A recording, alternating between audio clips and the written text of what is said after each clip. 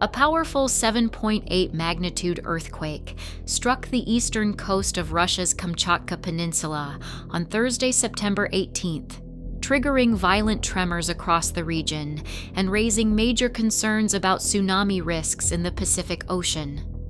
The epicenter was located approximately 145 kilometers east of Petropavlovsk-Kamchatsky, the main city of this remote Far Eastern Russian region.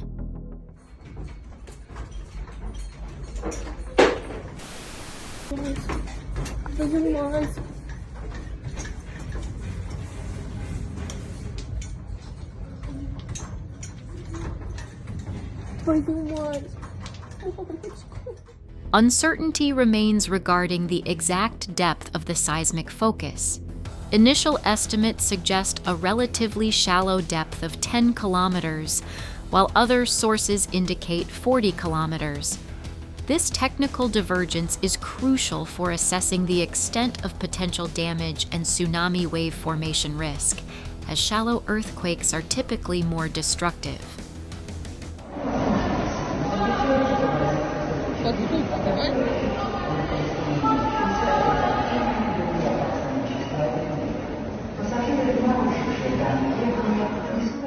According to data from the United States Geological Survey, approximately 241,000 people were exposed to strong shaking, while tens of thousands more felt moderate to light tremors. Immediately following the main shock, the Pacific Tsunami Warning Center issued alerts, warning that dangerous waves could form up to 1,000 kilometers from the epicenter along Russian coastlines.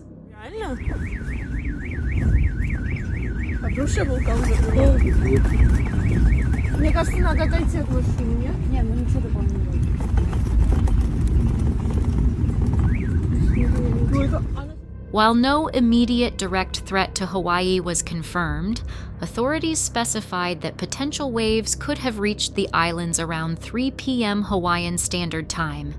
The PTWC continues its risk assessments across the entire Pacific Basin, particularly urging vigilance from isolated coastal communities.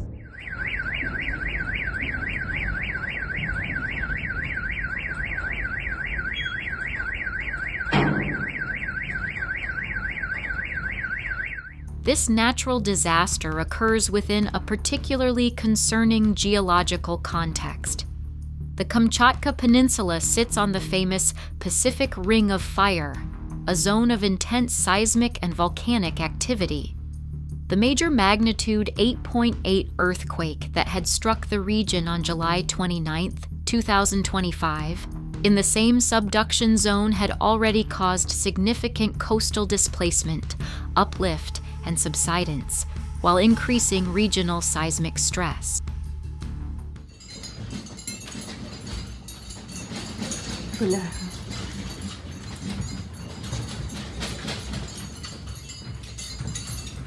Seismologists believe that the September 18th earthquake could be one of the most powerful aftershocks from that major July tremor.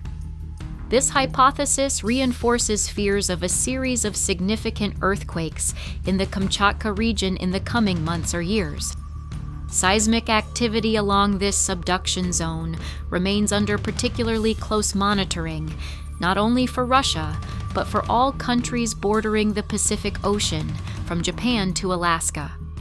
Tsunami monitoring centers continuously analyze satellite data and sea level measurements to detect any warning signs of a destructive wave. Mama.